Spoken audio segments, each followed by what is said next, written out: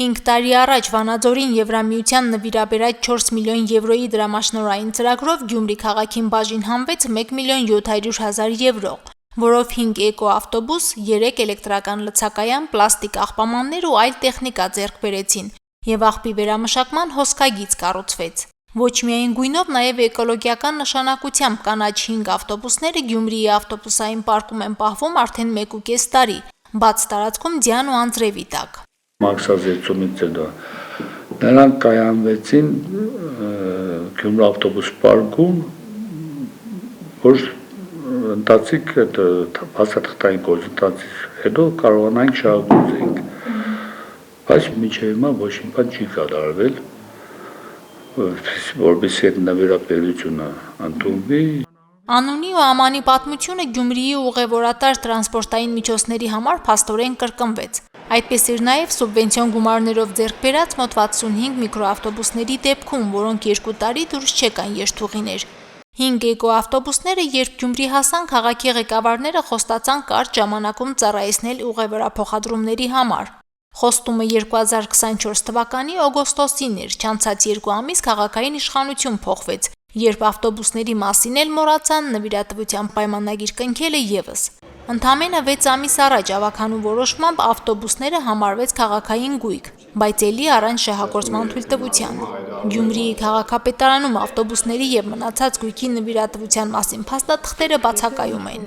Մենք ուսումնասիրել ենք, չկան այդ փաստաթղթերը, որոնց հիման վրա որ համաձայնություն է եղել, որ համանքների արվել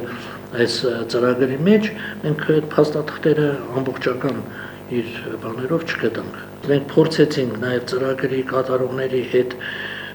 ամբողջական փաթեթ ունենալ, ցավոք սրտի դեռևս չստացվեց։ Մենք ինքը 3 բլոկից էր կազմված, այդ ծրագրերը երկուսը դեռևս չենք ստացել, որպեսզի կարողանանք հասկանալ դրա մեջ ինչ պարտավորություններ կա։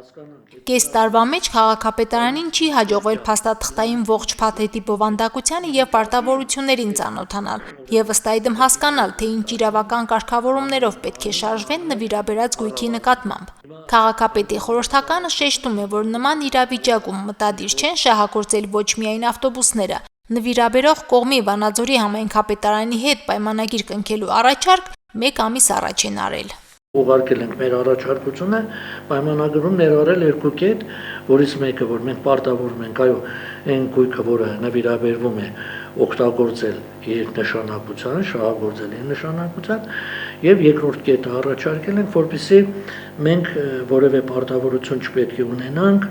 Եվրամիության կողմից այդ ծրագրի ընթացքում ինչ-որ խնդիրների հետ, ինչպես նաև երրորդ կողմի հետ, եթե ինչ-որ երրորդ կողմի հետ ինչ-որ պայմանավորվածություններ կան։ Այս 2 կետը մենք ընդհանրապես մտածել ենք, որ դե անպայման փոփոխություն լինի պայմանագրում ամրագրվի, որ հետագայում մենք ավելորդ խնդիրների մեջ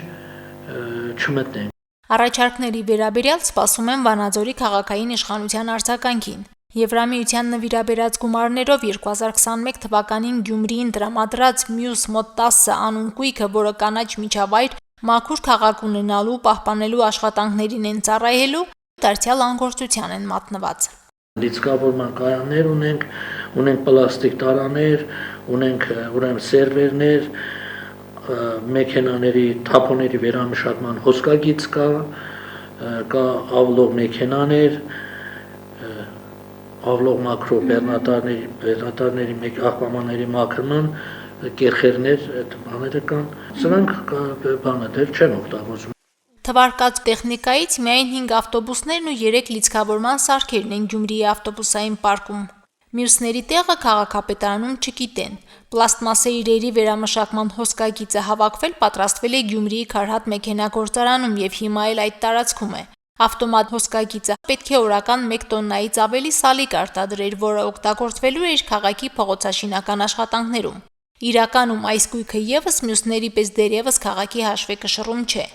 Ընդհանուր առմամբ Եվրոմիության 4 միլիոն եվրոյի նվիրաբերությունը 2 Գյումրի եւ Վանաձոր քաղաքների համար է, որով 10 էլեկտրական ավտոբուս, լիցքավորման 6 կայաններ են ձեռք բերվել 2 քաղաքների համար։ Նվիրաբերած ոչ մի գույք, տեխնիկա, սարքավորում լիարժեք չեն շահագործվում եւ Գյումրիում եւ Վանաձորում։